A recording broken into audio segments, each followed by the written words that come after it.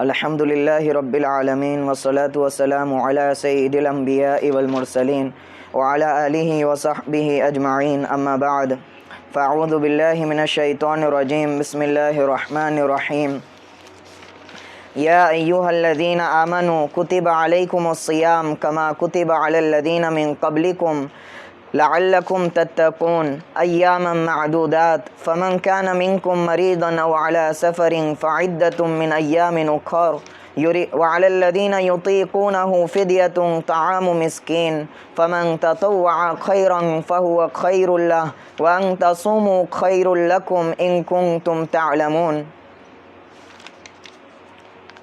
صدق الله العظيم اللهم أرنا الحق حقا وارزقنا اتباعه وأرنا الباطل باطلا وارزقنا اجتنابه اللهم لا صعب إلا ما جعلته صعبا ولا يسر إلا ما جعلته يسرا اللهم يسر لنا هذا الأمر أما بعد آج کی یہ مجلس ایک خصوصی عنوان، جیسا کہ ہم سب جانتے ہیں کہ رمضان کا مبارک مہینہ بہت ہی زیادہ ہم سب سے قریب ہے، چنانچہ مناسب معلوم ہوا کہ اس آنے والے مبارک مہینے سے پہلے اس مہینے کی اہمیت کو قرآن اور احادیث کی روشنی میں اجاگر کی جائے۔ چنانچہ آج ان آیتوں کو پڑھا جائے گا جن میں رمضان کے تعلق سے احکامات وارد ہوئے ہیں اور ان پر کچھ روشنی ڈالی جائے گی۔ چنانچہ رمضان کے تعلق سے باتیں تو بہت کچھ ہے، اللہ تعالیٰ مختصر سے وقت میں تمام باتوں کا احاطہ کرنے کی مجھے طاقت نصیب فرمائے اور آپ حضرات کو غور سے سن کر اس پر عمل کرنے کی توفیق نصیب فرمائے۔ چنانچہ آیت کریمہ سے ابتدا کرتا ہوں۔ اللہ تعالیٰ فرماتے ہیں یا ایھا الذین آمنوا کتب علیکم الصیام کما کتب علی الذین من قبلکم لعلکم تتقون، اے ایمان والو تم پر روزے فرض کیے گئے۔ یا ایھا الذین آمنوا کتب علیکم الصیام، کتبہ کا جو صیغہ آتا ہے وہ کسی چیز کو کسی پر لازم کر دینا، اس کو فرض کر دینا، واجب کر دینا، اسی سے آتا ہے الصلاۃ المکتوبہ، فرض نمازوں کو بھی کہا جاتا ہے کہ فرض نماز ہے الصلاۃ المکتوبہ، وہی صیغہ یہاں پر استعمال ہوا ہے۔ کتبہ یعنی جو نماز کے لیے استعمال ہوا تھا، کتب علیکم الصیام کہ اے ایمان والو تم پر روزے کو فرض کر دیا گیا ہے۔ اس سے اس بات کی طرف اشارہ ہے کہ روزہ یہ اسلام کے بنیادی ترین اور اہمیت سے حامل ترین جو ہے عمل ہے اور اس کی بنیادوں میں سے ایک بنیاد ہے۔ چنانچہ کثرت سے حدیث وارد ہے، آپ حضرات نے سنی ہوگی، اسلام کی بنیاد 5 چیزوں پر ہے، اس میں سے ایک چیز وہ روزہ ہے۔ تو گویا کہ اسلام کی اہم ترین عبادتوں میں سے ایک عبادت ہے۔ چنانچہ احادیث پر نگاہ ڈالی جائے تو حضور صلی اللہ علیہ وسلم کا معمول کیا تھا روزوں کے تعلق سے، تو یہ بات سامنے آتی ہے کہ رمضان کے روزوں سے پہلے آپ صلی اللہ علیہ وسلم ایام بیض کے روزے رکھا کرتے تھے، یعنی 13، 14، 15 تاریخ کے۔ اسی طرح بعض حدیث میں جمعرات اور پیر کا ذکر آتا ہے۔ بہرحال اور یہ ایام بیض کے روزے رکھا کرتے تھے اور یوم عاشورہ یعنی 10 محرم کا جو ہے روزہ رکھا کرتے تھے، اور بعض اہل علم کے نزدیک عاشورہ کا روزہ وہ فرض کے درجے تک تھا۔ اس کے بعد آپ علیہ الصلاۃ والسلام پر جب یہ آیت نازل ہوئی تو عاشورے کے روزے کو سنت قرار دے دیا گیا اور رمضان کے روزوں کو فرض قرار دے دیا گیا۔ تو یہاں سے اس کا ارشاد ہے کتب علیکم الصیام کہ ایمان والو تم پر روزے فرض کر دیے گئے ہیں، یعنی رمضان کی فرضیت کو ثابت کر دیا گیا۔ اب یہاں پر ایک عجیب جو ہے اللہ تعالیٰ تعبیر استعمال کر رہے ہیں کہ تم پر روزے فرض کر دیے گئے ہیں، تو کبھی ایسا نہ لگنے لگے ایمان والوں کو کہ ہم پر ایک ایکسٹرا چیز لاد دی گئی ہے ہماری شریعت پہ۔ ہم کو ایک ایکسٹرا مشقت میں مبتلا کر دیا جا رہا ہے دین اسلام کے ذریعے سے، تو اللہ تعالیٰ ہلکا کر رہے اس کو کہ روزہ جو ہے تم پر جو ہے فرض کر دیا گیا ہے، لیکن کوئی نئی بات نہیں ہے۔ کما کتب علی الذین من قبلکم، کہ تم پر جو فرض کر دیا گیا ہے اسی طرح فرض کیا گیا ہے جس طرح تم سے پہلے والوں پر فرض کر دیا گیا تھا۔ اور یہاں پر اس کو مطلق رکھا، تم سے پہلے والے، کتنے پہلے والے یہاں پر کوئی ذکر نہیں ہے۔ کما کتب علی الذین من قبلکم، چنانچہ بعض مفسرین اس کو آدم علیہ السلام تک لے جاتے ہیں اور فرماتے ہیں کہ جس طرح نماز ہر نبی کی شریعت میں واقع تھی، اگرچہ اس کی وہ صورت و شکل نہیں تھی جو ہماری شریعت میں نماز کی شکل ہے، جو رکوع ہے، سجدہ ہے، ایک باقاعدہ نماز کی حیت ہے، لیکن بہرحال نفس نماز جو ہے ہر شریعت میں موجود تھی۔ اسی طرح روزے کا بھی درجہ ہے کہ ہر شریعت میں اس کا وجود رہا ہے۔ تو کما کتب علی الذین من قبلکم، آگے سورہ مریم آئے گی، وہاں پہ مریم علیہ السلام کے مقولے کا ذکر آئے گا، انی نذرت للرحمن صوما فلن اکلم اليوم انسیا، کہ میں نے رحمان کے لیے نظر مانی ہے، فلن اکلم اليوم، کہ روزے کی نظر مانگی ہے، لہٰذا میں اب بات نہیں کروں گی۔ تو اس سے سمجھ میں آتا ہے ہر شریعت میں روزے کے جو قیودات تھے وہ مختلف تھے، اور ما قبل کی شریعت میں بعض پر روزے میں کلام تک ممنوع تھا، کلام تک نہیں کیا جاتا تھا۔ تو کما کتب علی الذین من قبلکم، اس کی تاریخ بیان کی جائے تو طویل وقت لگے گا کہ ہر امت پر کتنے روزے فرض تھے۔ چنانچہ تھوڑی سی بات آپ کے سامنے یہ رہی کہ نصارہ پر بھی رمضان کے روزے فرض کیے گئے تھے، 30 دن کے روزے۔ ان کا کوئی بادشاہ بیمار ہو گیا تو اس کے تعلق سے انہوں نے نظر مان لی کہ اگر یہ شفا یاب ہوتا ہے تو ہم 10 دن کے روزے مزید رکھیں گے۔ تو 30 اور 10 کتنے ہو گئے؟ 40 دن کے روزے رکھے گئے۔ اس کے بعد دوبارہ ایک بادشاہ دوسرا جو ہے بیمار ہو گیا تو ان لوگوں نے دوبارہ نظر مانی کہ اگر یہ شفا یاب ہوتے ہیں تو ہم 7 دن کے روزے رکھیں گے۔ کتنے ہو گئے؟ 47 ہو گئے۔ اس کے بعد ایک بادشاہ، تیسرا بادشاہ جب بیمار ہوا تو اس نے کہا کہ بھئی 3 دن کاہے چھوڑ رہے ہو، 3 دن کو بھی پورا کر کے کیا کر لو، 50 پورا کر لو، ایام ربی میں ہم روزے رکھیں گے۔ یعنی رمضان سے ہٹا کر کدھر کر دیا انہوں نے؟ ایام ربی، اسپرنگ سیزن جس کو بولتے ہیں، یعنی گرمی جو ہے وہ ختم پر ہو اور سردی کی کیا ہو، ابتدا ہو، تو ایام ربی میں ہم رکھ لیا کریں گے۔ تو یہ نصارہ کے نزدیک اس کا جو ہے معمول تھا، البتہ بعد میں ان لوگوں سے تساہل ہوا۔ تو اللہ تعالیٰ اسی چیز کی طرف اشارہ کر رہے ہیں کہ یہ روزے تم پر فرض کیے گئے ہیں لیکن کوئی نئی چیز نہیں ہے۔ کما کتب علی الذین من قبلکم، یہ تم سے پہلے بھی فرض کیے جا چکے ہیں۔ الصیام کا کیا مطلب ہے؟ سیام عربی لفظ ہے، اس کے لغت میں معنی آتا ہے امساک کے، ٹو ہولڈ یور سیلف، اپنے آپ کو روکے رکھنا، اس کا مطلق معنی ہے۔ شریعت میں سیام کا کیا معنی ہوگا؟ شریعت میں جب سیام لفظ استعمال ہوتا ہے اس کا مطلب ہوتا ہے صبح صادق سے لے کے غروب آفتاب تک خود کو کھانے پینے جماع سے روکے رکھنا روزے کی نیت کے ساتھ۔ ان میں سے اگر ایک بھی چیز چلے جائے گی تو روزہ نہیں رہے گا۔ صبح صادق سے اگر تھوڑی بھی تاخیر ہو گئی تو روزہ نہیں رہا، یا غروب آفتاب سے پہلے تک آپ روکے رکھا آپ نے، اور پھر جو ہے تھوڑے دیر پہلے آپ نے جو ہے اپنے آپ کو افطار میں مبتلا کر لیا تو روزہ نہیں ہوگا۔ اسی طرح اگر آپ صبح صادق سے افطار تک رکے رہے لیکن نیت نہیں کی تو روزہ نہیں ہوگا۔ تو روزہ کی نیت بھی اس میں شرط ہے۔ چنانچہ اگر کوئی نہیں کھائے تو آفتاب سے، یعنی نصف نہار جب ہوتا ہے دوپہر کی، اس سے پہلے تو نیت کر لے ہوئے، اور اس سے بھی زیادہ تاخیر ہو گئی تو پھر روزے کا اعتبار نہیں ہوگا۔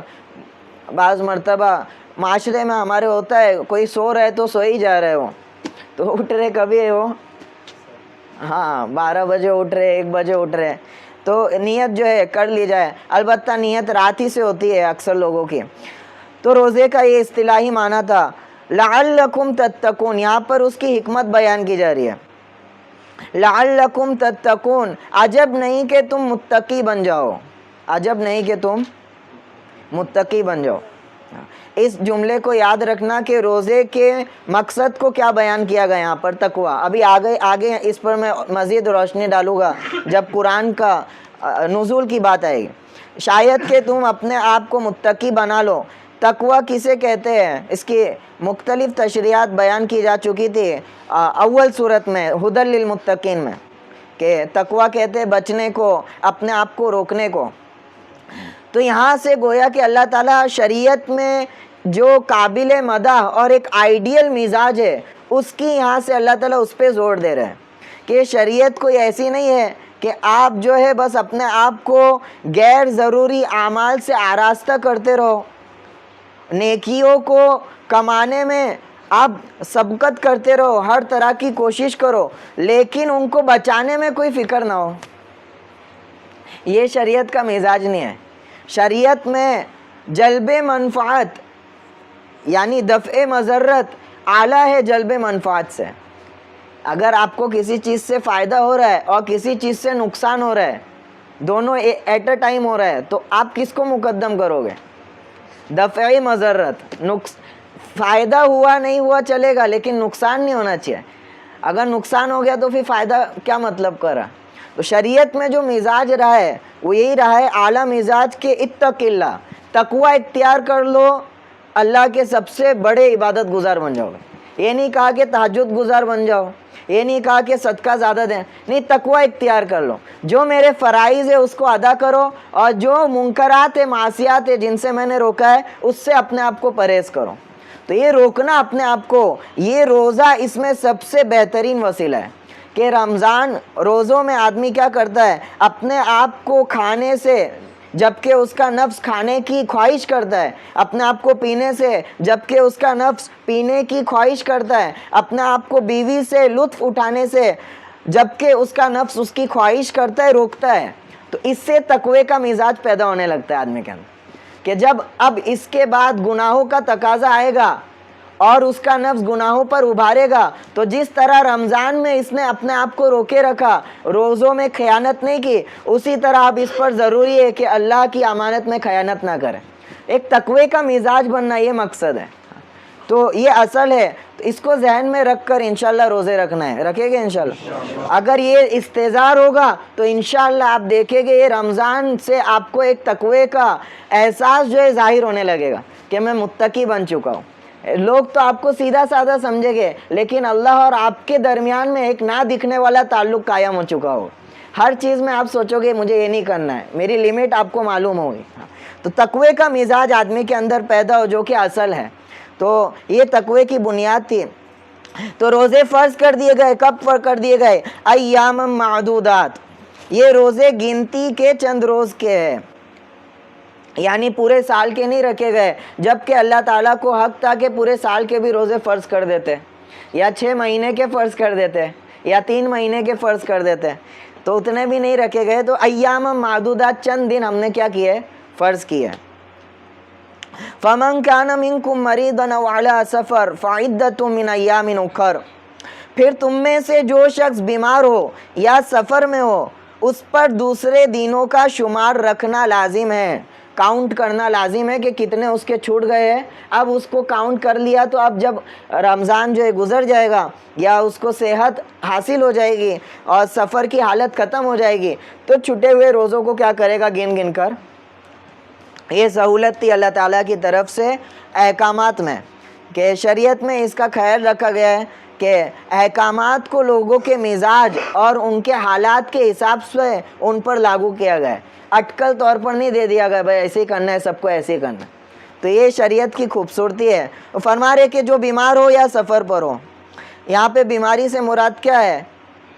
تو جمہور فقہا کے نزدیک یہاں پر جو بیماری مراد ہے وہ معمولی سی بیماری نہیں ہے. آپ کو چھینک آنے لگی صبح فجر میں، بولے روزہ چھوڑ دیتے آج، تو اس طرح کی بیماری نہیں ہے. بیماری سے مراد یہاں پر یہ ہے کہ روزہ رکھنے سے آپ کو ناقابل برداشت مضرت محسوس ہو، یا اسی طرح آپ بیمار ہو، روزہ رکھنے سے آپ کی بیماری میں مزید اضافہ ہونے کا کیا ہے؟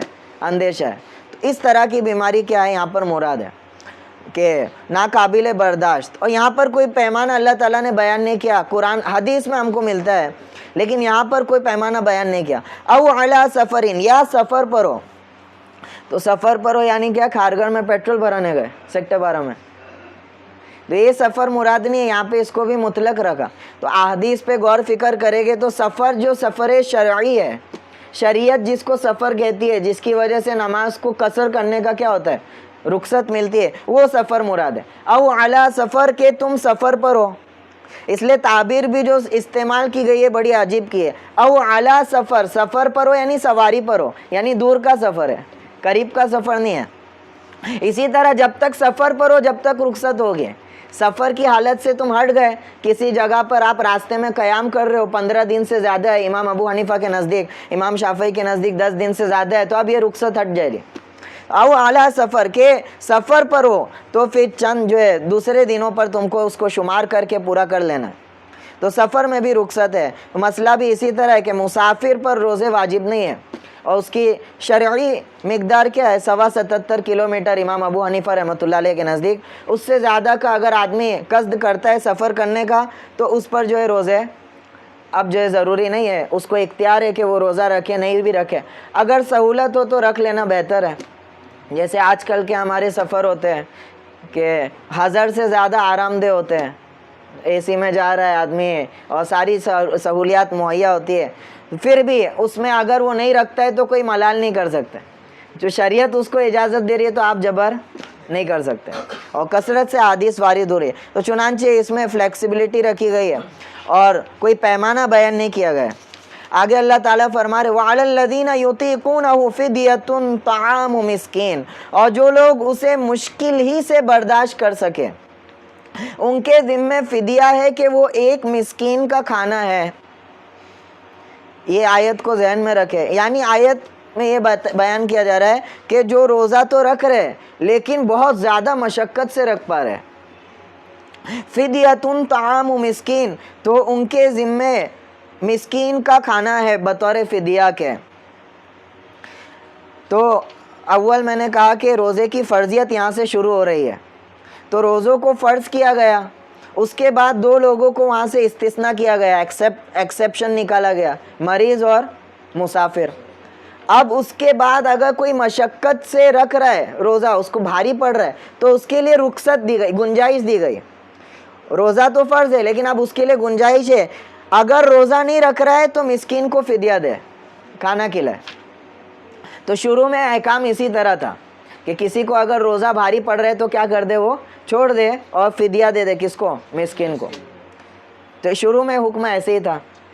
اب آگے اس کا جو ہے دوسرا حکم آئے گا. اور فدیہ کا کیا مطلب ہے؟ فدیہ کا مطلب وہی صدقہ فطر والا جو ہمارا فدیہ ہے، یعنی اس کو ایک وقت کا کھانا کھلا دے کسی مسکین کو، 1.25 کلو گیہوں امام ابو حنیفہ رحمۃ اللہ علیہ، یا اس کے مقدار جو ہے اس کو پیسے دے دے. یہ تو الگ الگ جو اختلاف ہے فقہا میں. اصل وہ حدیث کا منشا تھا فدیے میں کہ پیٹ بھر کے کھانا کھلا لو، اس لیے مقدار کیا کی گئی؟ طے کی. ابھی یہ ضروری نہیں کہ 1.25 کلو گیہوں ہی دو، تم اس کو زیادہ بھی کھلا سکتے ہیں. تو اس کا منشا یہ ہے کہ پیٹ بھر کے ایک وقت کا کھانا کھلا دیا جائے. ایک مسکین کو 2 وقت کا، ایک مسکین کو 2 وقت کا، صبح اور شام کا کھانا، یا یہ جو ہے گیہوں اتنا جو ہے اس کو دے دیا جائے، اس کی قیمت فدیہ دے دیا جائے. فمن تطوع خیرا، اور جو کوئی خوشی خوشی نیکی کرے یعنی زیادہ دے دے، فہو خیر اللہ، تو اس کے لیے بہتر ہے. وان تصوموا خیر لکم، اور اگر تم علم رکھتے ہو تو تمہارے حق میں بہتر ہے کہ تم روزے رکھو.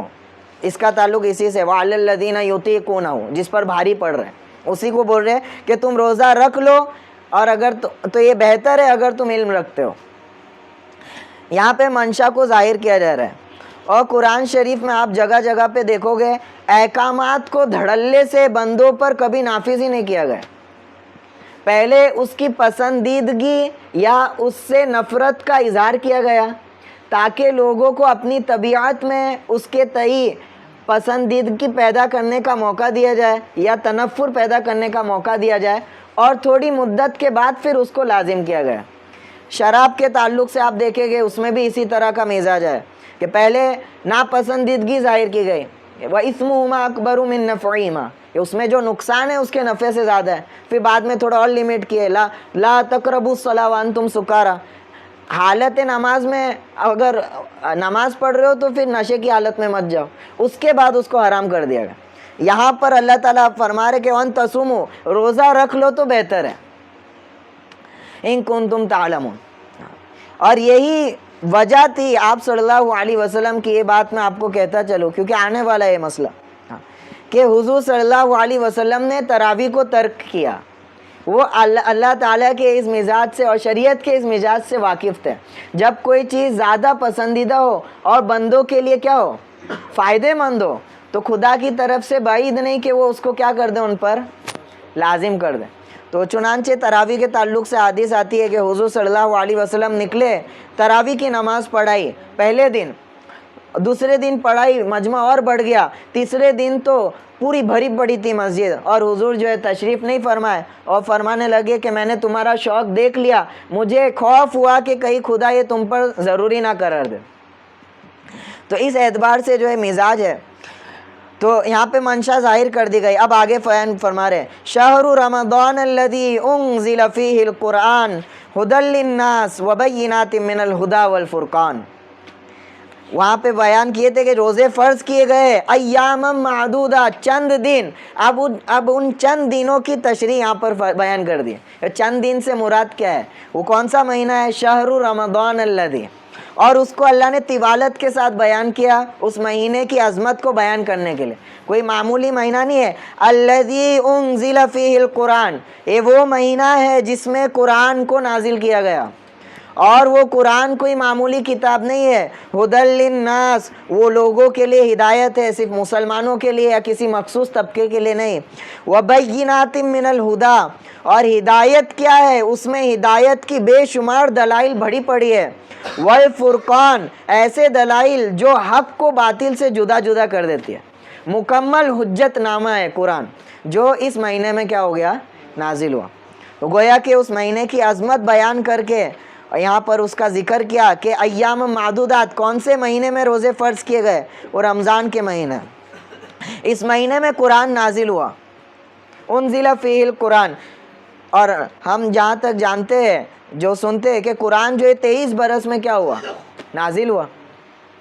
تو اس میں دو طرح کے مذہب ہیں مفسرین کے. پہلا والا مرجو میں بیان کر دو، جو فرماتے کہ پورا قرآن تو 23 برس میں ہی نازل ہوا، لیکن پہلی آیت اقرا کی، اقرا بسم ربک الذی خلق، جب آپ غار ہیرا میں تھے تو وہ جو دن تھا وہ یہ رمضان کا دن تھا اور شب قدر کا دن تھا، اس میں جو ہے نازل ہوا. یہ ایک قول ہے. اور لیکن جمہور اس طرف گئے شہر رمضان الذی، کہ قرآن پورا کے پورا یک بارگی میں لوح محفوظ سے آسمانی، یعنی آسمان دنیا میں ایک مرتبہ میں نازل ہوا ہے. کیسا نازل ہوا ہے؟ اور وہ ایک مرتبہ میں جو نازل کیا گیا وہ رمضان کے مہینے میں لیلۃ القدر میں نازل ہوا ہے. کب نازل ہوا ہے؟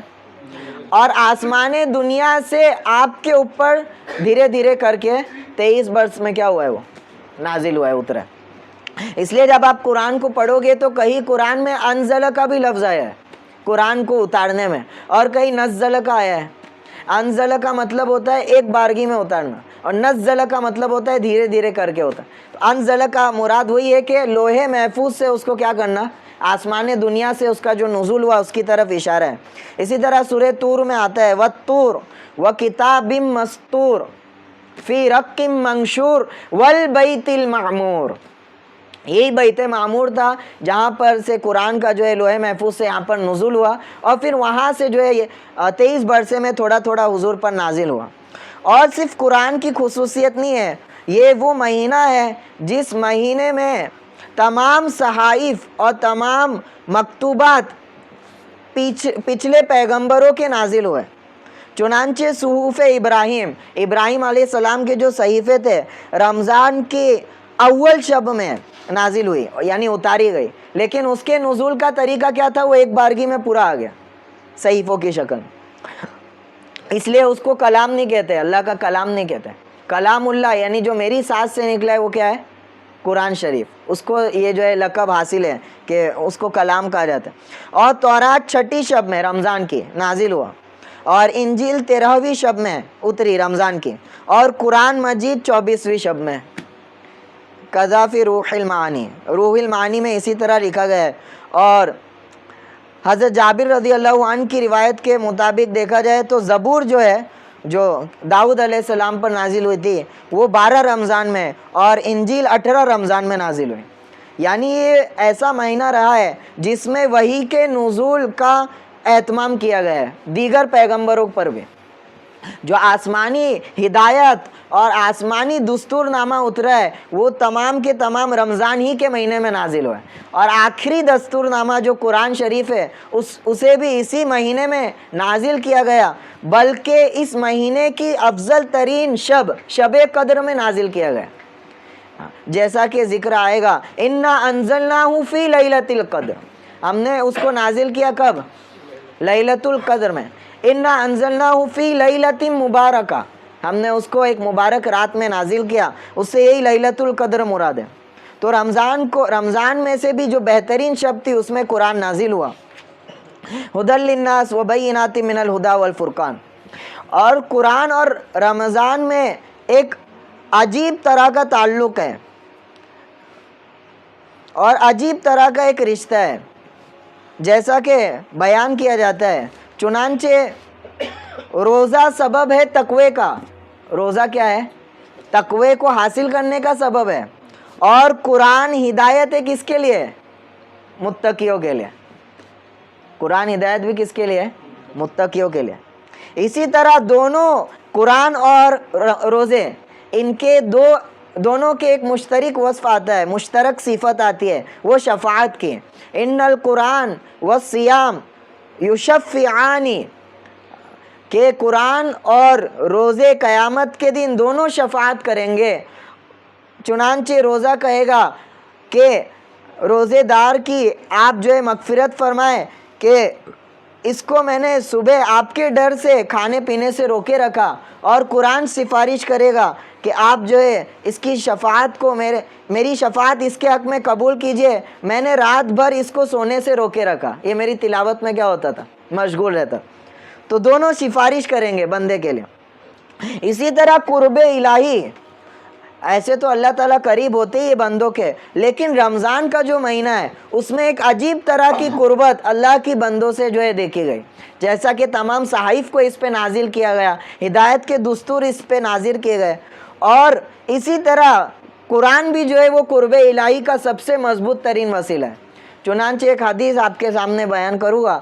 اللہ تعالیٰ حدیث قدسی میں بیان فرماتے ہیں، بندہ اس چیز سے زیادہ مجھ سے قرب حاصل نہیں کر سکتا جو خود میری ذات سے نکلی ہے، یعنی قرآن شریف. یعنی قرآن ایسی چیز ہے جو خود میری ذات سے نکلی ہے، تو اس سے بڑھ کر قرب مجھ سے آدمی حاصل نہیں کر سکتا. یہ گویا ڈائریکٹ بندے کا اللہ سے تعلق کرا دیتی ہے، اللہ کا کلام اس کے کانوں تک پہنچا دیتی ہے. ایک اللہ بندے کا رشتہ بغیر کسی واسطے کے قائم کرنے والی چیز قرآن ہے، اور اسی قرب کا مظہر رمضان میں ہوتا ہے. رمضان میں بھی غیر معمولی اللہ تعالیٰ کی قربت بندوں سے ہوتی ہے. اسی طرح قرآن میں اللہ تعالیٰ نے یہ بیان فرمایا، اور روزوں کے تعلق سے قرب الہی کا یہ وعدہ فرمایا کہ تمام عبادتوں کا بدلہ یہ ہے، لیکن روزہ جو ہے وہ روزے کا بدلہ میں خود ہوں، انا اجزا بھی ہے، کہ روزے دار جب روزہ رکھتا ہے تو اس کے لیے کوئی ثواب متعین نہیں کیا، بلکہ بیان فرمایا انا اجزا بھی ہے، کہ روزے دار کے روزے کا بدلہ میں خود ہوں. یعنی اتنی بڑی اس کو فضیلت دی گئی. اور روزے کے تعلق سے ایک بات آتی ہے، دو چیزیں کبھی اس میں ریا نہیں ہوتی ہے، یعنی دکھلاوا نہیں ہوتا ہے. اس میں سے ایک روزہ کو بھی شمار فرمایا. یہ بھی مخلص آدمی رکھتا ہے، کیونکہ آدمی جب روزہ رکھتا ہے تو کئی مقامات آتے ہیں کہ وہ تنہائی میں ہوتا ہے، لیکن پھر بھی وہ خیانت نہیں کرتا ہے، نہ کھاتا ہے نہ پیتا ہے. یہ اس کے ایمان ہونے کی دلیل ہے، اس کے اندر خلوص ہونے کی دلیل ہے. اسی طریقے سے دوسری چیز فرمایا کرتے تھے کہ جنابت کا غسل، جب آدمی ناپاک ہو جاتا ہے تو کس کو معلوم وہ ناپاک ہے؟ وہ چاہے یہاں پہ مسجد میں آ کے قرآن پڑھے چاہے نماز پڑھے، لیکن ایک ڈر اس کو ستاتا ہے اور اس کو قرآن کو ہاتھ لگانے سے روکتا ہے، نماز پڑھنے سے روکتا ہے، اور پھر وہ فوراً کیا کرتا ہے؟ پاکی کا انتظام کرتا ہے۔ تو یہ جنابت کا غسل، اس میں بھی ریا کا شمار نہیں ہوتا ہے، قیامت میں اخلاص والے اعمال میں سے اعمال شمار ہوگا۔ تو یہ مناسبت ہے رمضان کو قرآن سے، بہت عجیب مناسبت ہے۔ اس لیے اسی کے تئیں آپ دیکھیں کہ اسلاف کو اور خود حضور صلی اللہ علیہ وسلم کو، آپ صلی اللہ علیہ وسلم بہت ہی عجیب جو ہے کیفیت آپ پہ طاری ہو جاتی رمضان کے آتے، کثرت سے تلاوت فرمانا شروع فرما دیتے ہیں۔ جتنا بھی قرآن کا حصہ آپ پر نازل ہوا ہے اس کو رمضان میں جبرائیل علیہ السلام کے ساتھ دور کرتے تھے۔ کیا منظر ہوگا کہ حضور جو ہے اور جبرائیل جو ہے ایک دوسرے سے کیا کر رہے ہیں؟ قرآن کو سننا سنانا کر رہے ہیں۔ اور آخری رمضان میں حضور نے جبرائیل علیہ السلام کے ساتھ 2 مرتبہ دور فرمایا، اور اسی کی سنت گویا کہ اہل سنت والجماعت رمضان میں تراویح ادا کر کے ادا کرنے کی کوشش کرتے ہیں۔ ہم بھی اپنا تعلق قرآن سے غیر معمولی طور پر اس مہینے میں بڑھائیں۔ اسی طرح آپ ائمہ کو دیکھیں گے، امام مالک مدینے کے امام ہیں، رمضان میں حدیث کا پڑھنا پڑھانا موقوف کر دیتے تھے اور قرآن کی تلاوت میں مشغول ہو جاتے تھے۔ امام شافعی کے بارے میں آتا ہے رمضان میں 60 قرآن مکمل کرتے تھے۔ کتنے مکمل کرتے تھے؟ ایک دن میں، ایک رات میں۔ اور واقعات بیان کیے جائے تو کتابیں بھری پڑی ہے، البتہ صرف اتنا بتانا مقصود ہے کہ رمضان اور قرآن کا ایک خاص تعلق ہے۔ ہمیں چاہیے کہ دونوں کے ذریعے سے اللہ کے قرب کو طلب کریں۔ اس مہینے میں شروع ہی سے ایک جو ہے مزاج بنا ہے، ایک ایم بنا ہے، ایک ٹارگیٹ بنا ہے۔ اسی مناسبت سے ہم نے بھی ایک ادنا سی کوشش کی جو ہے ابتدا کی ہے، ایک آن لائن چینل کی تجویز فرمائی ہے جس میں سورۃ الملک کو ہم جو ہے یاد کرانے کی ایک تنظیم جو ہے اس کی ابتدا کر رہے ہیں کہ رمضان میں کتنے دن ہوتے ہیں بھائی؟ مہینے میں 30 دن ہوتے ہیں، 1-2 دن کو جو ہے زیادہ بھی آپ جو ہے یاد کر سکتے۔ اور سورۃ الملک جو ہے اس میں بھی کتنی آیتیں؟ 30 آیتیں۔ تو ہم ایک فضا چلا رہے ہیں کہ زیادہ سے زیادہ لوگ ہم سے جڑے، اور روزانہ آپ کو صرف ایک آیت یاد کرنا ہے۔ کتنی آیت کرنا ہے؟ ایک آیت یاد کرنے کتنا ٹائم لگتا ہے؟ 5-10 منٹ۔ اس میں انشاءاللہ آڈیو بھی بھیجی جائے گی اور اس میں ترتیب بھی بیان کی جائے گی کیسے آپ کو یاد کرنا ہے۔ روزانہ اگر آپ نے ایک آیت یاد کر لی، رمضان کے ختم ہوتے ہوتے آپ کو پوری سورہ ملک کیا ہو جائے گی؟ یاد ہو جائے گی۔ تو یہ رمضان آپ کا وردی بنے گا کیا نہیں بنے گا؟ ہم چاہ رہے کہ 500 سے زیادہ افراد ہم سے اس جو ہے تجویز میں جڑ جائے۔ اگر اس کا حصہ بن کر 400 سے 300 یا 500 تک لوگوں نے بھی سورہ ملک یاد کیا، یا آپ نے کسی کو ریفر کیا، ان کو جوائن کرایا، وہ زندگی بھر تک تلاوت کرتا رہے گا، کس کو ثواب پہنچے گا؟ تو آپ سب سے گزارش ہے آپ اس پہ حصہ لیں۔ ہمارے والنٹیئرز ابھی جو ہے بیٹھے گئے، وہ آپ کو جوائن کرنے میں رہنمائی کرے گے۔ تو قرآن کا ایک معمول بنائے، تلاوتوں کو کثرت سے جو ہے بڑھا دیں۔ تلاوتوں کو کیا کریں؟ ایک ٹارگیٹ بنائے قرآن کا کہ روزانہ مجھے اتنے جو ہے صفحات پڑھنے ہیں اور اتنی جو ہے تلاوت کرنی ہے۔ جب آدمی پڑھتا رہے گا تو خود بخود اس کا ذوق اور طبیعت لگتی رہے گی، اور طبیعت میں نشاط جو ہے باقی رہے گی۔ تو تلاوت کثرت سے کرنے کا اہتمام کریں۔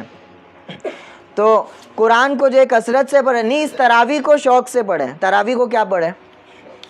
تراویح ابھی میں نے یہاں پہ جو ہے پڑھی روایت کہ 2 مرتبہ دور فرمایا آخری رمضان میں، یعنی قرآن کو پورا سننا یہ ایک سنت ہے۔ نماز میں، تراویح میں قرآن کو سننا یہ بھی کیا ہے؟ یعنی قرآن کو از اول تا آخر پورا سن لینا یہ بھی ایک سنت ہے، اور سنانا بھی سنت ہے۔ ابھی سنانے کے لیے تو جو ہے وہ حفاظ کرام ہیں، اللہ نے ان کو نعمت دی ہے کہ وہ سنت پر عمل کرتے ہیں۔ اللہ تعالیٰ آپ سب کو حفظ کرنے کی توفیق دے۔ لیکن اس پر عمل نہیں کر پا رہے تو دوسری سنت کو پر عمل کریں، کم سے کم پورا قرآن تو سن لے۔ تو اس طرح کا ماحول نہ بنائے۔ میں جو اختلافی گفتگو زیادہ نہیں کرتا، البتہ جو دلائل ہے اس کی روشنی میں بات کر رہا ہوں۔ 20 رکعت ہے، اس کو چھوڑے نہیں۔ اس میں آپ کو 20 رکعت کے ذریعے ایک سنت پر عمل کرنا آپ کو کیا ہو رہا ہے؟ ممکن ہو رہا ہے۔ بہت بڑی نعمت ہے کہ پورا قرآن آپ سن لیتے۔ وہ الگ بات ہے کہ کون بول رہا ہے 8 رکعت پڑھنا ہے یا کون بول رہا ہے 20۔ جو حضرات کہتے ہیں 8 رکعت پڑھنا، ان کے نزدیک 20 رکعت پڑھنے سے آدمی گمراہ ہو جائے گا۔ گمراہ تو نہیں ہوئے گا۔ ہدایت اور گمراہی کا تو اختلاف نہیں ہے، محض حضور کے عمل کا اختلاف ہے۔ اور اکثر لوگ تو جو ایک ماحول بنا چکے، 8 رکعت ہوئی نہیں کہ دیکھا دیکھی سب کیا کرنے لگے، ارے بیوقوفو یہ سنت آپ چھوڑ رہے ہو، ابھی کہاں سنو گے پورا قرآن؟ اور ہم بھی ایسے نہیں اتنے ایماندار ہے کہ پورے سال بھر جو ہے قرآن کی آیتیں پڑھ کے سنا، ایک مخصوص حصہ ہے بس وہی سناتے ہیں۔ رمضان میں ایک موقع ملتا ہے کہ پورا قرآن کیا ہے ہمارے کانوں تک پہنچے، تو اس آپ سب سے گزارش ہے مکمل 20 رکعت پڑھنے کا اہتمام کریں انشاءاللہ۔ جو دیگر نقطۂ نظر کے لوگ ہیں ان کو گناہ نہیں ملے گا، میں ضامن ہوں، اگر 20 رکعت پوری پڑھتے گناہ تو نہیں ملے گا، وصول ہوئے گا۔ نفل کی نیت سے پڑھے، تراویح کی نیت سے نہیں پڑھنا، اختلاف ہے، اور میں دلائل میں نہیں جاؤں گا کیونکہ بہت زیادہ لمبی گفتگو ہو جائے گی، بنیادی باتیں یہ تھی۔ بس آخری آیت ہے فَمَنْ شَهِدَ مِنْكُمُ الشَّهْرَ فَلْيَصُمْ۔ اب یہاں سے اس رخصت کو ختم کر دیا گیا، وہاں پہ بولے تھے جس کو بھاری پڑ رہا ہے وہ کیا کر دو، فدیہ دے دو۔ ہماری والدہ کو ڈائبٹیز ہے تو کبھی کبھی بھاری پڑ جاتا ہے، بھاری پڑتا ہے یعنی مشکل ہوتا ہے، ایسی ڈائبٹیز نہیں ہے کہ ایک دم جسم چھوڑ دے، اس حالت میں تو روزہ توڑنا جو ہے ضروری ہو جاتا ہے، تو تھوڑا بھاری پڑتا ہے مشقت، تو انہوں نے ایک سے رابطہ کیا تو انہوں نے بولی کوئی بات نہیں، اگر روزہ بھاری پڑے چھوڑ دو، فدیہ دے دینے کا، کیا کر دینے کا، فدیہ دے دو، آپ کا کام حل ہو جائے۔ قرآن کو سمجھانا یہ اچھی بات ہے، لیکن اہل علم کی رہنمائی میں ضروری ہے۔ اب وہاں پر بیان کیے تھے کہ بھائی ٹھیک ہے رخصت دے دی گئی، یہاں پر وہ رخصت ختم کر دی ہے، وہ منسوخ ہو گئی، وہ ہے کیا ہو گئی، فَمَنْ شَهِدَ مِنْكُمُ الشَّهْرَ فَلْيَصُمْ۔ وہاں پہ اللہ نے اپنی مرضی کو بیان کر دیے تھے، اب یہاں پہ اس کو لازم کر رہے، اب تم میں سے جو بھی مہینے کو پائے گا فَلْيَصُمْ، اب چاہیے کہ روزہ رکھو۔ اور اس کو کوئی تفسیر سے نہیں، صرف ٹرانسلیشن سے بھی آپ پڑھو گے خود تو سمجھ جاؤ گے کیا آیت میں بیان کر۔ اب مہینہ جس پہ بھی آ جائے گا اس کو چاہیے کہ کیا کرے، وہ روزہ رکھے۔ ہاں تو روزہ رکھنے کو فرض قرار دے دیا گیا۔ اب اختیار جو، اگر آدمی تندرست ہے، صحت مند ہے تو اب اس سے رخصت ہٹا لی گئی، اب فدیے کا اختیار اس کو نہیں دیا جائے گا، اس کو روزہ رکھنا ہے۔ فَمَنْ شَهِدَ مِنْكُمُ الشَّهْرَ فَلْيَصُمْ۔ مہینے کو دیکھ لے، مہینے کو دیکھ لے یعنی چاند کو دیکھ لے، کس کو دیکھ لے، میں نے بیان کیا تھا جمعہ کے عنوان سے کہ چاند کو دیکھنے کا اہتمام کرے۔ دیکھو اللہ تعالیٰ فرما رہے فَمَنْ شَهِدَ مِنْكُمُ الشَّهْرَ، جو تم میں سے دیکھ لے، تو دیکھنا یا تو خود کی آنکھوں سے بھی ہو سکتا ہے یا شہادت سے بھی ہو سکتا ہے، تو ہم کون سا پریفر کریں، پہلا والا پریفر کریں نا اگر ممکن ہے تو جا کے خود دیکھے رمضان کے چاند کو، اس کا اہتمام کرے۔ اور فَلْيَصُمْ، چاند دکھا تو روزہ رکھ لے۔ اب یہ اللہ تعالیٰ نے ایک یونٹی کا پلیٹ فارم بنایا تھا کہ مطلقاً روزے فرض کر دیتے ہیں، تو عرب لوگ پتہ چل رہا ہے کہ شوال میں روزے رکھ رہے ہیں، ہند والے جو ہے محرم میں رکھ رہے ہیں، لیکن اللہ نے سب کو جمع کرنے کے لیے، اجتماعی تعلیم دینے کے لیے ایک مہینہ کیا کر دیا، اور جو اجتماعیت کا ایک نقطۂ نظر اللہ تعالیٰ نے جس کو بنایا اس کو بھی ہم نے اختلاف کا نقطۂ نظر بنا دیا۔ نہیں سب جگہ کیا کرو، ٹیلیسکوپ سے دیکھ کے کیا کر رہے، نہیں وہاں پہ تو چاند نکل گیا ہے، اب روزے سب رکھو۔ تو آپ صلی اللہ علیہ وسلم کا یہ مزاج نہیں تھا۔ حضرت ابن عباس جب مدینہ یعنی مکہ میں تھے تو شام سے خبر آئی کہ وہاں پہ چاند دکھ چکا ہے، آپ لوگ روزے رکھ لو، تو حضرت ابن عباس نے فرمایا کہ ہم روزہ نہیں رکھیں گے، ہم نے شہادت شہور یعنی شہادت شہر ہم نے نہیں کیا، ہم نے تو نہیں دیکھا۔ آیت میں فرمایا جب فَمَنْ شَهِدَ مِنْكُمُ الشَّهْرَ، جو دیکھے گا وہ رکھو، تو ہم نے تو دیکھا نہیں ہے، تو ہم پر روزے جو ہے لازم، اور اس امر بہذا امرنا رسول اللہ صلی اللہ علیہ وسلم، وہ فرمایا اسی کا مجھے اللہ کے رسول نے حکم دیا ہے۔ تو آپ صلی اللہ علیہ وسلم جو تھے وہ ایک طبعی دین ہے، فطری دین ہے، یہ دین ایسا نہیں ہے کہ اس میں بیجا تکلف کر کے کسی چیز کو آپ فائنڈ آؤٹ کرو۔ اس لیے شہر جو مہینہ ہے وہ قمری مہینہ انتخاب کیا گیا کہ قمری مہینہ ایسا ہے کہ ادنا سے ادنا آدمی بھی کیا ہے چاند کو دیکھ کر مہینے کا متعین کر سکتا ہے، اس کو کر سکتا ہے۔ تو فمن شہید ہے، اس کو اختلاف کا اتنا وہ آواز اس کو بڑھانی نہیں چاہیے۔ آپ سے جو ہے اب جدید آلات آ گئے تو پتہ چلا آپ جو ہے وہ ٹیلیسکوپ سے دیکھ رہے ہو کہ بھائی اصل میں تو چاند دکھ گیا ہے، یہاں پہ بادل ہے، اس کا ہم کو مکلف نہیں بنا ہے۔ شریعت ایسی ہے کہ بغیر کسی وسیلے، بغیر کسی ٹیکنالوجی کے ساتھ اس پر عمل کرنے کو آسان بنایا گیا ہے ہر آدمی کے لیے، چاہے شہر کا رہنے والا ہو چاہے گاؤں کا۔ تو شہادت شہر پر موقوف ہے، اگر چاند دکھتا ہے تو ہم روزہ رکھیں گے، کولکتہ میں دکھ گیا تو ہم پہ رکھنا ضروری ہے، مطلع الگ الگ ہوتا ہے سب کا۔ تو اس بات کو جو ہے ذہن میں رکھے، اس کو فتنے کا اور یہ اختلاف کا ذریعہ بنانا نہیں چاہیے۔ وَمَنْ كَانَ مَرِيضًا أَوْ عَلَىٰ سَفَرٍ، اب یہاں پر رخصت ختم ہو گئی، اب فدیہ نہیں دے سکتے، تو کس کے ذہن میں آئے گا تو کیا آئے گا کہ کیا مریض اور مسافر سے بھی کیا ہو گئی، رخصت ختم ہو گئی؟ تو یہاں پہ بیان فرمائے نہیں، واپس اس کو اعادہ کر کہ نہیں اب بھی وَمَنْ كَانَ مَرِيضًا أَوْ عَلَىٰ سَفَرٍ فَعِدَّةٌ مِّنْ أَيَّامٍ أُخَرَ، کہ جو سفر ہے، جو مسافر ہے اور جو مریض ہے، ان کو یہی ہے کہ دوسرے دنوں میں روزہ رکھ لیں۔ یرید اللہ بکم اليسر ولا یرید بکم العسر، اللہ تم سے آسانی چاہتے ہیں اور دشواری نہیں چاہتے تمہارے ساتھ۔ یہاں پہ علت بیان کر رہے، بھئی یہ ساری چیزیں میں کر رہا ہوں، آسانی چاہ رہے تم سے، کوئی دشوار تم پر کرنا نہیں چاہ رہے۔ تو یہاں پہ آپ دیکھ رہے سہولتیں کس طرح، مسافر پر حرج تھا اللہ نے اس پہ سے ساکت کر دیا، مریض پر حرج تھا اس پہ سے ساکت کر دیا، اور جو ہے صحت اور تندرست پر کیا کر دیا، فرض کر دیا۔ وَلِتُكْمِلُوا الْعِدَّةَ، اور ایسا کیوں کر رہے اللہ تعالیٰ؟ تاکہ یہ چاہتے ہیں کہ تم شمار کی تکمیل کر لیا کرو۔ قضا کا سلسلہ اللہ تعالیٰ ختم کر دیتے تو رمضان کے ثواب سے محروم ہو جاتے تھے یا نہیں؟ تو اللہ تعالیٰ ہمارا ایام اخر، دوسرے دنوں میں اس کو گن کر رکھ لینا تو رمضان کا ثواب تم کو کیا ہو جائے گا۔ تو وہی وَلِتُكْمِلُوا الْعِدَّةَ، تاکہ تم شمار اس کو کمپلیٹ کر لو۔ وَلِتُكَبِّرُوا اللَّهَ عَلَىٰ مَا هَدَاكُمْ، اور یہ کہ تم اللہ کی بڑائی بیان کرو، عَلَىٰ مَا هَدَاكُمْ، اس پر کہ تمہیں اللہ نے راہ بتلائی ہے۔ قضا کا جو ہے اللہ تعالیٰ نے ضابطہ بیان کیا، مریض ہے تو اس کے لیے ضابطہ بیان کیا، تو ایسی جو رہنمائی تم پر دی ہے، اس پہ اللہ کا کیا کرو، تکبیر بیان کرو، بڑائی بیان کرو۔ وَلَعَلَّكُمْ تَشْكُرُونَ، اور شاید کہ ان باتوں سے تم کیا ہو جاؤ گے، شکر گزار بن جاؤ۔ اب چونکہ رمضان روزے ہے تو ایک مشقت والی چیز، یہ آیت پہ تھوڑی توجہ کرنا، اور آیتیں سنیں تو آپ اس اعتبار سے سنیں کہ میں نہیں بیان فرما رہا ہوں، گویا کہ اللہ آپ سے مخاطب ہے، تو اس آیت کا ایسنس کیا ہے آپ کو سمجھ میں آئے گا۔ اب ہے تو رمضان مشکل ہی تھے، صبح سے لے کے شام تک کیا رہنا ہے، بھوکا پیاسا۔ اب یہاں پہ اللہ تعالیٰ دلجوئی فرما رہے ہیں۔ ایک الگ آیت ہے، روزے رمضان کے کانٹیکس میں نہیں ہے، وَإِذَا سَأَلَكَ عِبَادِي عَنِّي فَإِنِّي قَرِيبٌ، اور جب آپ سے میرے بندے میرے بارے میں دریافت کرے، فَإِنِّي قَرِيب، تو میں تو قریب ہی ہوں۔ یہ بہت الگ تعبیر ہے، عربی جو پڑھتے ہیں وہ سمجھ سکتے ہیں کتنی جلدی فَإِنِّي قَرِيب لے کر آئے۔ یہاں پہ بولنا چاہیے تھا فَقُلْ لَهُمْ إِنِّي قَرِيب، تو وہ ساری چیزوں کو، یعنی آپ ان سے کہیے کہ میں قریب ہوں، یہ پوری بات تھی، وہ ساری چیزوں کو ہٹا کے فوراً ایک عجلت، ایک تیزی اللہ کی طرف سے سامنے آئی، فَإِنِّي قَرِيب، تو فوراً میں تو قریب ہی ہوں، میں تو کیا ہوں، ایک دلاسا دیا جا رہا ہے کہ میں تو قریب ہی ہوں، میں بہت زیادہ دور نہیں ہوں۔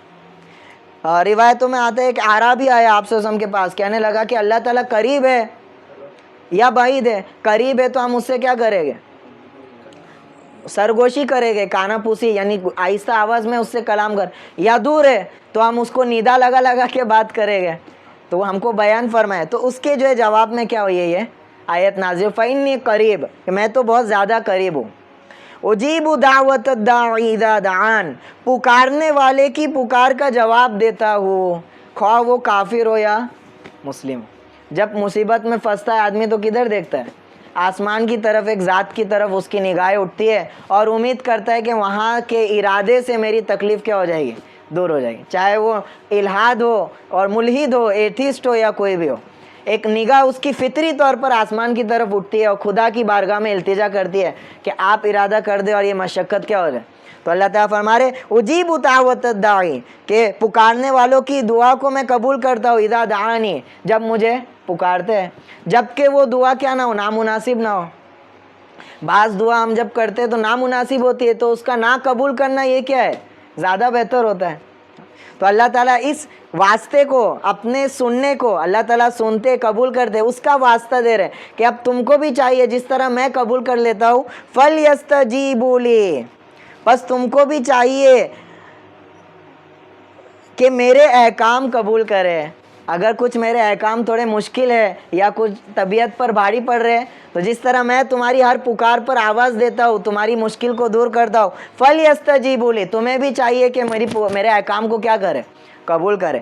وَلْيُؤْمِنُوا بِي، اور مجھ پر یقین رکھے، اس کا ترجمہ ایسے رکھے کہ مجھ پر یقین رکھے، میں حاکم ہوں، میں حکیم ہوں، میں نے جو حکم بیان کیا ہے وہ کسی بے تعدلی یعنی بے اعتدالی سے نہیں دیا ہے, تمہاری جو ہے فائدے کے لیے دیا ہے. لعلہم یرشدون, شاید کہ وہ راہ پال ہے. اسی سے فقہا کہتے ہیں کہ عبادت کرنا گویا کہ آپ دنیا مانگ رہے ہو, دعا کہ کیا کر رہے ہو, دعا میں آپ دنیا مانگ رہے ہو, تب بھی دعا عبادت ہے, تب بھی دعا کیا ہے, کیونکہ آپ کیا کر رہے ہو, فَلْيَسْتَجِيبُوا لِي, مجھے سے مانگو, تو اس کا آپ تکمیل کر رہے ہو, تو دعا ہر حال میں کیا ہے, عبادت ہے. اُحِلَّ لَكُمْ لَيْلَةَ الصِّيَامِ الرَّفَثُ إِلَىٰ نِسَائِكُمْ, اور جائز قرار دے دیا گیا ہے تمہارے لیے روزوں کی رات میں اپنی بیویوں سے مشغول ہونا.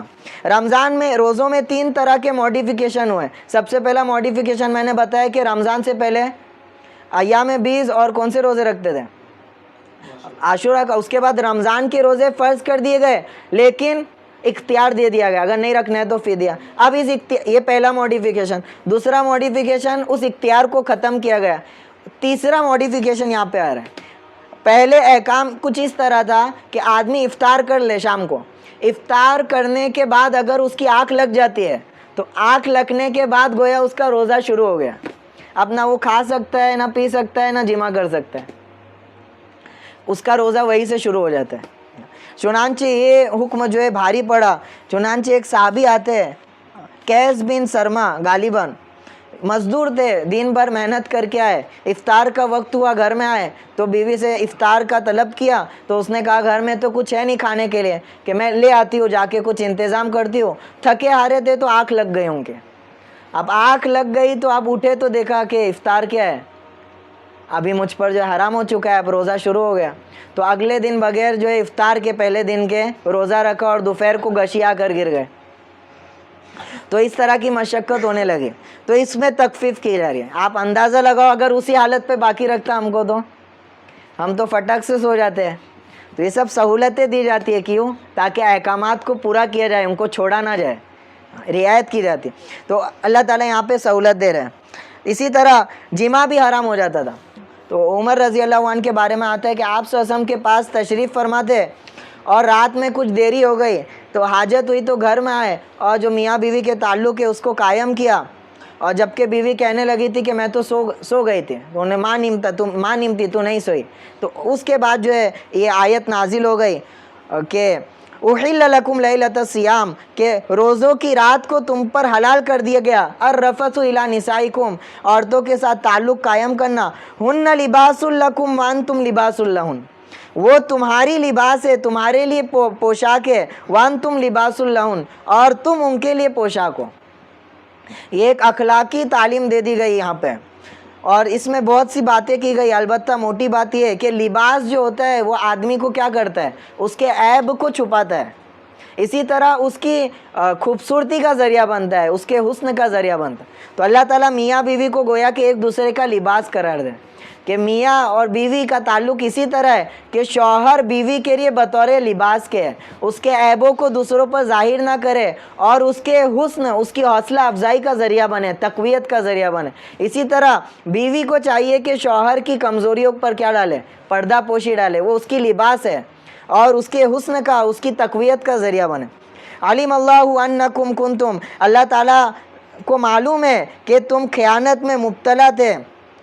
انفسکم فتاب علیکم, تو اللہ نے تم پر رحم کیا, تم پر متوجہ ہوئے. وعفا عنکم, اور تم سے درگزر کیا, یعنی جو خیانت ان سے ہو رہی تھی رات کے تعلق سے احکام, تو اللہ تعالیٰ نے فرمایا کہ اللہ کو معلوم تھا, اللہ تعالیٰ نے کیا کیا, تم پر متوجہ ہوئے اور تم پر جو ہے معاف کر دیا. اب حکم دے رہے فالآن باشروہن, لہٰذا اب تم ان سے مباشرت کرو, میاں بیوی کے تعلق جو رات میں قائم کر سکتے. وابتغوا ما کتب اللہ لکم, اور جو کچھ اللہ نے تمہارے لیے طے کیا ہے اس کو تلاش کرو. یعنی یہاں پہ مراد اولاد ہے. کیا مراد ہے, یعنی وہی جماع سے جو تعلق, جماع سے جو مقصد ہو کیا ہو, محض لطف اندوزی نہ ہو بلکہ نسل افزائی, یہ کیا ہو مقصد ہو. اسلام میں فری فن نامی کوئی چیز نہیں ہے.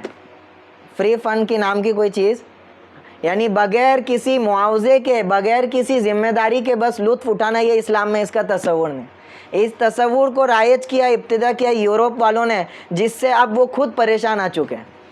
نسل بڑھ رہی نہیں ہے, باقاعدہ بچے ہونے پر انعامات دیے جا رہے ہیں اور ان کی جو ہے اخراجات کو سرکار سے اٹھایا جا رہا ہے. ابورشن پر طرح طرح کے قانون جو ہے پیش کیے جا رہے ہیں. کوئی تیار ہی نہیں ہے جو صرف لطف کو ایک لطف یعنی انسان کو ایک لطف اٹھانے کا ذریعہ بنا لے. تو اسلام میں اس کا تصور نہیں ہے. غرمم بالغنم ہے، اگر لطف ہے فائدہ ہے تو اس کے ساتھ اس کا تاوان بھی آتا ہے، ذمہ داری آتی ہے، رسپانسبلٹی آتی ہے. تو ہم نے صرف اس کو ایک لطف کا ذریعہ نہیں بنایا اس فعل کو، بلکہ ایک مقصد کے تحت اس فعل کو رکھا ہے. اور مقصد کیا ہے؟ نسل افزائی، تاکہ تم اپنی آنے والی نیک نسل کو تیار کرو. کلوا واشربوا حتی یتبین لکم الخیط الابیض من الخیط الاسود من الفجر، لہٰذا کھاؤ پیو جب تک تم پر صبح کا سفید خط سیاہ خط سے نمایاں ہو جائے. یعنی صبح صادق ایک دم کیا ہو جائے؟ واضح ہو جائے. صبح صادق تک کھانے کی جو اجازت دے دی گئی، آپ سو یا نہیں سو جیسا بھی ہے، صبح صادق تک جو ہے اجازت ہے. اسی طرح جو ہمارے پاس جنتری میں ٹائم ہوتا ہے، اس میں فقہاء کرام کہتے ہیں کہ 3 منٹ پہلے کیا کر لیا جائے؟ احتیاطاً کھانے کو روک دیا جائے، کیونکہ وہ ایک اندازہ ہی ہوتا ہے، اتنی ایکوریسی نہیں ہوتی. تو صبح صادق سے پہلے کیا کر لیا جائے؟ سحری کر لی جائے. یہاں تک کہ یہاں پہ تو یہ حکم تھا. اب اس کے بعد احکام یہ ہو گیا، سحری کو آپ سے ہم نے سنت قرار دے دی، افضل قرار دے دی کہ سحری کو کیا کرو؟ تاخیر کر کے کرو جتنا ہو سکے. خود آپ سے ہم تاخیر سے کیا کرتے تھے؟ سحری کرتے تھے. تو گویا کہ اس کی گنجائش دے دی گئی. اسی طرح اس آیت سے یہ بھی بات نکل رہی ہے کہ کوئی جنابت کی حالت میں اٹھتا ہے صبح، جنابت کی حالت میں اٹھتا ہے صبح، اب روزے کی نیت کرتا ہے تو اس کا روزہ ہو جائے گا، کیونکہ صبح صادق تک کا کیا دیا ہے؟ ٹائم دیا ہے. تو صبح صادق جیسی ہو جائے گی ٹائم ختم، تو اب اتنے ٹائم میں غسل تھوڑی کر سکتے ہیں. تو گویا کہ سمجھ میں آئے کہ جنابت کی حالت میں بھی روزہ آپ رکھ سکتے ہیں. ثم اتموا الصیام الی اللیل، پھر روزے کو رات تک مکمل کرو، یعنی غروب شمس تک. ولا تباشروہن وانتم عاکفون فی المساجد، البتہ مباشرت نہ کرو جبکہ تم مسجدوں میں اعتکاف کر رہے ہو. یہ مباشرت کا حکم صرف روزے رکھنے والوں کے لیے. اگر اعتکاف کر رہے ہو مسجد میں تو پھر اس میں مباشرت کرنا اعتکاف کو کیا کر دے گا؟ ختم کر دے گا. گزشتہ سال کی بات ہے، میں دکان میں تھا، ایک صاحب تھے یہاں پہ اعتکاف کر رہے تھے، ہماری دکان میں آ کے مجھ سے کہنے لگے سم ایکٹیویٹ کرنا ہے. کیا کرنے کا ہے؟ ہاں. تو یہ اعتکاف ہو رہا ہے. یہ کیا ہو رہا ہے؟ اعتکاف ہوتا ہے الحمدللہ، لیکن کچھ مسئلے مسائل معلوم نہیں ہے کہ کن چیزوں سے اعتکاف ٹوٹ جاتا ہے، کن سے باقی رہتا ہے. اعتکاف میں بغیر شرعی اور طبعی عذر کے باہر جانا الاؤڈ نہیں ہے، اس سے اعتکاف باطل ہو جائے گا. شرعی عذر کیا ہے؟ شہر کی جامع مسجد میں کیا ہوتی ہے؟ جمعہ کی نماز ہوتی ہے تو مسجد چھوڑ کے جا سکتے. طبعی عذر کیا ہے؟ کہ آپ کو جو ہے پیشاب پاخانہ ہے، غسل یا پیشاب پاخانہ ہے، اس میں آپ جو ہے وضو کرنے جا رہے ہو، تو اس میں بھی ہے کہ ضرورت پوری ہوتی ہے آنا ہے. بغیر ضرورت کے مسجد سے نکل جانا، یہ کیا ہو جائے گا؟ اعتکاف باطل ہو جائے. اسی طرح مباشرت نہیں کر سکتے، یہ اعتکاف کا حکم. اعتکاف پر تفصیلی کلام انشاءاللہ ہم کریں گے. تلک حدود اللہ، رمضان کے اعتکاف کے عشرے شروع ہونے سے پہلے. تلک حدود اللہ فلا تقربوها، تو یہ سب اللہ کے ضابطے تھے. فلا تقربوها، اس کے قریب بھی مت جانا. اس کو پامال کرنا تو دور کی بات، اس کے قریب بھی. پورے احکامات بیان کر دیے، کب تک کھانا ہے، کب تک پینا ہے، کیسا روزہ رکھنا ہے. کذالک یبین اللہ آیاتہ للناس لعلہم یتقون، اللہ اسی طرح اپنے احکام لوگوں کے لیے کھول کھول کر بیان کرتا ہے تاکہ وہ پرہیزگار بن جائے. تاکہ کیا بن جائے؟ دوبارہ اس سبق کو لوٹائے گا کہ تمام احکامات کیوں ہے، اس کی پابندی کرتے ہوئے اپنے اندر تقوی کی صفت کو کیا کرنا ہے؟ پیدا کرنا. اللہ تعالیٰ آنے والے رمضان کو ہمارے لیے خیر کثیر کا ذریعہ بنائے، متقیوں میں ہم سب کا شمار فرمائے. اللہم صلی علی محمد صلی اللہ علیہ وسلم، جزا اللہ عنا محمد ما هو اہلہ صلی اللہ علیہ وسلم. لا الہ الا انت سبحانک انا کنا من الظالمین. اسأل اللہ العظیم رب العرش العظیم ان یشفیک، اسأل اللہ العظیم رب العرش العظیم ان یشفینا، ان یشفی صدورنا، ان یشفی صدورنا. یا اللہ ہمارے تمام گناہوں کو معاف فرما، یا اللہ ہماری خطاؤں کو معاف فرما. یا اللہ تیرا لاکھ لاکھ شکر ہے، یا اللہ تو اس رمضان سے پہلے یا اللہ تو نے ہم کو حیات عطا فرمائی. یا اللہ رمضان تک صحیح سلامتی کے ساتھ ہم کو پہنچا دے. یا اللہ روزے رکھنے کی توفیق ہم کو نصیب فرما، تراویح پڑھنے کی توفیق ہم کو نصیب فرما. یا اللہ اس رمضان سے بھرپور استفادہ کرنے کی توفیق نصیب فرما. اس رمضان کو تیری خاص قربت حاصل ہونے کا یا اللہ ذریعہ بنا. یا اللہ تجھ سے خاص تعلق قائم ہونے کا ذریعہ بنا. یا اللہ ہم سب کو متقی بنا. یا اللہ معاشرے کو پاک دامن بنا. یا اللہ حیا کو عام فرما. یا اللہ تقوی طہارت کو عام فرما. اس رمضان کو یا اللہ امت کے لیے خیر کثیر کا ذریعہ بنا، امت کی بدحالی کے सुधरने के फैसले फरमा। या अल्लाह उम्मत की बदहाली के अल्लाह सुधरने के फ़ैसले फरमा। या अल्लाह उम्मत को मुजतमा फरमा। या अल्लाह मुत्तहिद फरमा। या अल्लाह एक दूसरे की नेकी और भलाई के कामों में ताउन करने की तौफीक नसीब फरमा। या अल्लाह जो हमारे भाई परेशान हैं, या अल्लाह हम तो सहर करेंगे, इफ्तार करेंगे, या अल्लाह हमारे गज़ा के मुसलमान भाई बहनों को या अल्लाह खाना नसीब नहीं है। या अल्लाह 100 दिनों से ज़्यादा हो चुके हैं, हर दिन उनका या अल्लाह बग़ैर ग़िज़ा के गुज़र रहा है। या अल्लाह उनकी परेशानियों को दूर फरमा। या अल्लाह इस रमज़ान को ज़रिया बनाकर या अल्लाह उनको या अल्लाह खुशी और मसरत नसीब फरमा। उनकी तकलीफ़ के ख़त्म करने का या अल्लाह इस रमज़ान को या अल्लाह ज़रिया बना। या अल्लाह उनकी भरपूर नुसरत फरमा। या अल्लाह पूरी दुनिया आलम उनको जलील करने के दर पर है। या अल्लाह उनको बदनाम करने के दर पर है। या अल्लाह उनको ख़त्म करने के दर पर है, काट खाने के दर पर है, कोई उनका मददगार नहीं। या अल्लाह तेरे या अल्लाह मानने वाले नाम लेवा या अल्लाह हुक्मरां अपनी गर्दनों को फेर चुके हैं। या अल्लाह ताउन करने से इनकार कर चुके हैं। या अल्लाह वो अकेले बेबस हो चुके हैं। या अल्लाह तू ही उनका मौला है। अभी हमने तेरी आयत पढ़ी, या अल्लाह तू फरमाता है जब मुझे पुकारते हैं फलियस्तजीबू ली उजीबु दावत दानी, मैं दुआ कबूल करता हूँ। या अल्लाह उनके मासूम बच्चे तुझे पुकारते होंगे, आंसुओं को बहा बहा के अल्लाह तुझे या अल्लाह पुकारते होंगे। या अल्लाह उनकी दुआओं को कबूल फरमा, उनकी जायज़ मुरादों को कबूल फरमा। या अल्लाह उनकी मशक्क़तों को आसान फरमा। या अल्लाह गैब से उनकी नुसरत नसीब फरमा, उनको गलबा नसीब फरमा। इज़्ज़त तेरे हाथ में है। या अल्लाह तू देने पे आए तो कोई रोक नहीं सकता। या अल्लाह उनको पूरी दुनिया में मुअज़्ज़ज़ तरीन कौम फरमा। या अल्लाह इस्लाम का झंडा दोबारा उनके हाथ में बुलंद फरमा। या अल्लाह तेरे दीन को बुलंद फरमा। या अल्लाह हमको भी उस जमात का हिस्सा बना। या अल्लाह बुज़दिली की मौत से हम सब की हिफाजत फरमा, शहादत की तलब करने की हमको तौफीक नसीब फरमा, तेरे रास्ते की मौत हमको नसीब फरमा। या अल्लाह हक़ वाली मौत हमको नसीब फरमा। या अल्लाह जो बीमार है उनको शिफायाबी नसीब फरमा, जो मकरूज़ है उनके कर्ज़ की अदायगी के फ़ैसले फरमा। या अल्लाह जो बेजोड़ शादीशुदा हमारी माँ बहनें हैं, या अल्लाह गैब से उनके जोड़ों की अल्लाह इंतज़ाम फरमा। या अल्लाह खुराफात से हम सब की हिफाजत फरमा, हमारी दुआओं को बेइंतहा कबूल फरमा। आमीन आमीन या रब्बल आलमीन। रब्बना व तक़ब्बल दुआ व सल्लल्लाहु तआला अला खैरि खल्क़िही व अला आलिही व सहबिही अजमाइन। आमीन आमीन बिरहमतिका या अरहमर राहिमीन।